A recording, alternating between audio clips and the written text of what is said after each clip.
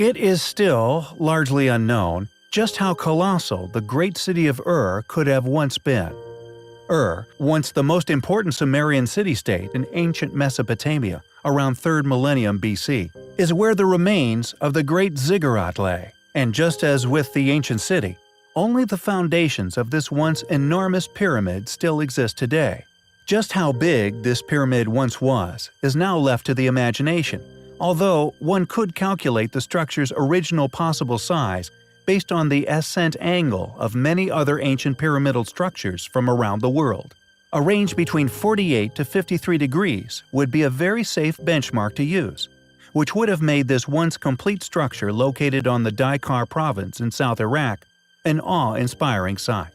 Yet what must be the most interesting of details regarding this very ancient structure, characteristics of which make this building stand out as obviously a very important piece of the puzzle regarding the pyramids, has to undoubtedly be the living quarters which were actually built into the pyramid for the use of an ancient alien, a god, who apparently came from the sky.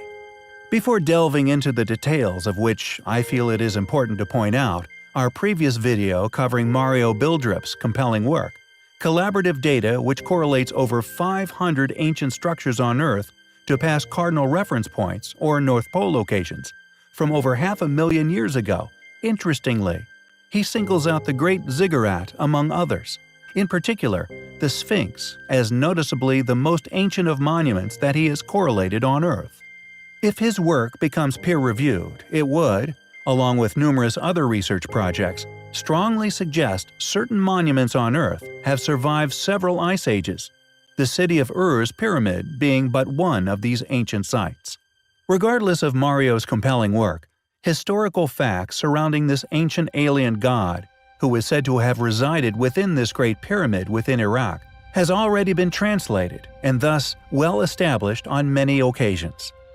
The Great Ziggurat consists of successive platforms which have a solid core of mud brick, which was then covered by burnt bricks. This outer layer is said to have protected the core from the elements. The mainstream archaeological and historical understanding of the construction is that it began under King Ur-Nammu of the 3rd dynasty of Ur around the 21st century BC and was completed by his son, King Shulgi. The Great Ziggurat of Ur was located in the temple complex of the city-state, which was the administrative heart of Ur. Although we would postulate, just like the ancient Egyptian cities, which also build up around these monumental and mysterious structures, were merely modern colonizations of sites which were far older.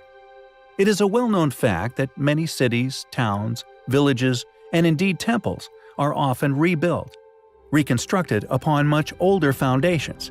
It is a common mistake to perceive a historical understanding's beginning, which occurred at a certain point within history, as that of the site's creation. Many sites all over the world are far older than that of the academic records made upon said subjects. The Great Ziggurat of Ur is largely accepted as having been dedicated to the moon god Nanna, who is the patron deity of the city.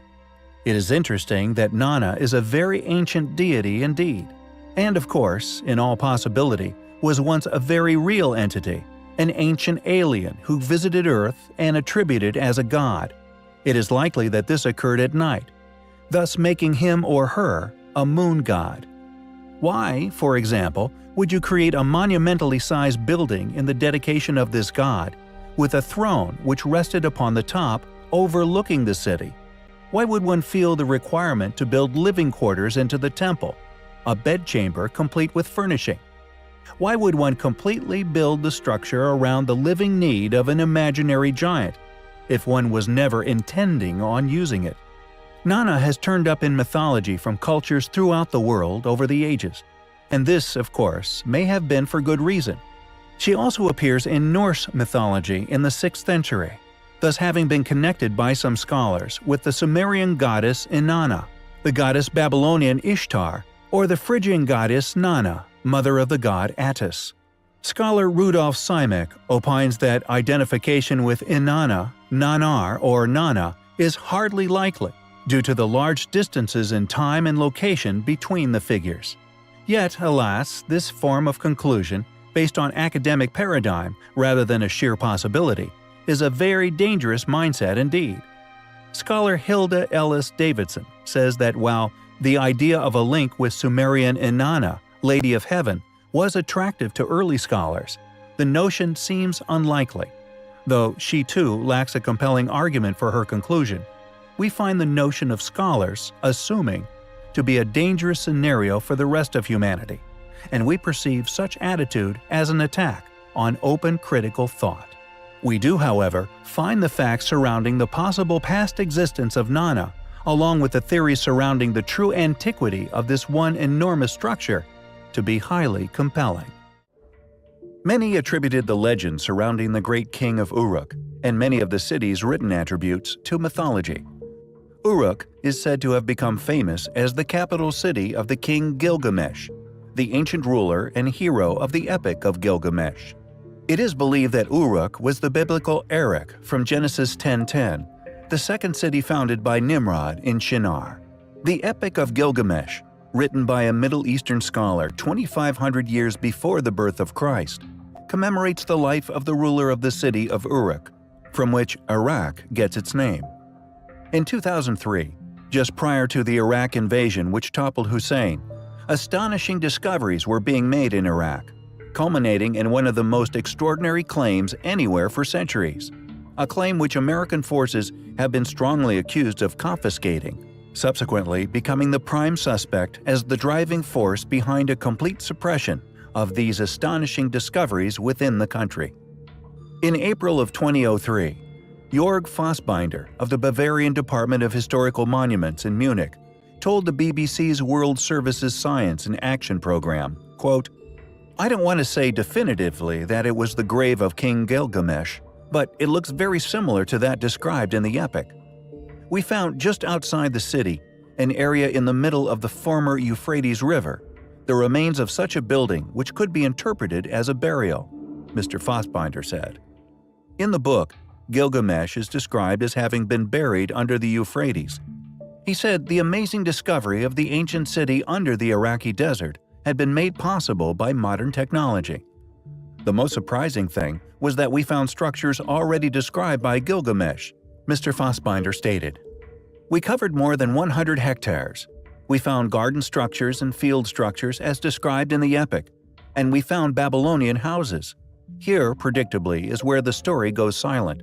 Due to conflict within the country, it was largely believed the excavations had been halted. However, it seems that the discovery of King Gilgamesh may not have been made in isolation. This footage was supposedly leaked to numerous places across the internet and has largely been put down as authentic footage of the find. Shortly after this was taken, reports state that American forces moved in and seized the find. Why do the powers that be see fit to suppress such discoveries? The very real tombs of characters long thought to have been mythical, Osiris being but one example among many which have undoubtedly been hidden from the public. Maybe some clues to why his tomb has been hidden lay within the epic and the immense powers Gilgamesh was said to have possessed. He was the fifth king of Uruk, and his power was so mighty, many believe that the stories surrounding him are just myths that were built around his seemingly superhuman strength and endurance. However, serious scholars concluded that the story of Gilgamesh was nothing more than a fairy tale due to the astonishing story. In the epic, the great king is thought to be too proud and arrogant by the gods, and so they decide to teach him a lesson, sending the wild man, Enkidu, to humble him. Enkidu and Gilgamesh, after a fierce battle in which neither are bested, become friends and embark on adventures together. When Enkidu is struck with death, Gilgamesh falls into a deep grief and, recognizing his own mortality through the death of his friend, questions the meaning of life and the value of human accomplishment in the face of ultimate extinction. Casting away all his old vanity and pride, Gilgamesh sets out on a quest to find the meaning of life and, finally, some way of defeating death. In doing so, he becomes the first epic hero in world literature. The grief of Gilgamesh and the questions his friend's death evoke resonate with every human being who has wrestled with the meaning of life in the face of death. Is this leaked footage of the tomb of Gilgamesh? Regardless of its authenticity, why all the secrecy? Are we, as a species, not capable of being presented with things which test our core beliefs without erupting into chaos? It seems for now we may have to wait to find out.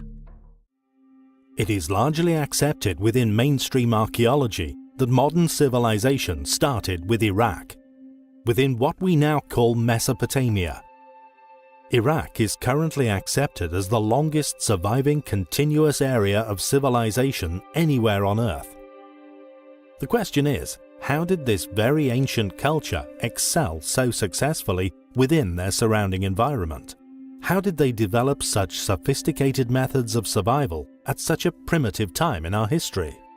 There actually exists a series of figurines made by unknown people that predated the Sumerian culture by some magnitude, known as the Ubaidian people. Were these the source of Sumerian wisdom? The only problem is that the figures are representative of a race of reptilians, a discovery at the Al Ubaid archaeological site where many very ancient artifacts were found, depicting humanoid figures with lizard characteristics. The origins of the Ubaidian people is unknown. Their entire existence is a huge mystery to mainstream history, and although this race of people may in all possibility be the pioneers for modern civilization, very little is known about them. They apparently lived in large village settlements within mud brick houses. They developed architecture, agriculture, and farmed the land using irrigation. Their domestic architecture involved large houses, open courtyards, paved streets, even food processing equipment. Some of these villages began to develop into towns. Temples began to appear, as well as monumental buildings, such as in Eridu, Ur, and Uruk, once the capitals of the Sumerian civilization. Many of the figurines exhibit different postures, and in most cases they appear to be wearing a curious helmet of some kind, and have some form of padding around the shoulders. Other figurines were found to be holding staffs or a scepter, possibly as a symbol of their status amongst the group. Each figurine was clearly intended to represent a unique individual. Some female figurines were even discovered holding babies, with the child also represented as a reptilian creature. Just who were the Ubaidian people? Were these figures intended to represent tribe members? More research into their appearance and information surrounding the origins of their knowledge is clearly needed. We will of course keep you posted on any future developments regarding this mysterious, valuable, and quite possibly reptilian tribe.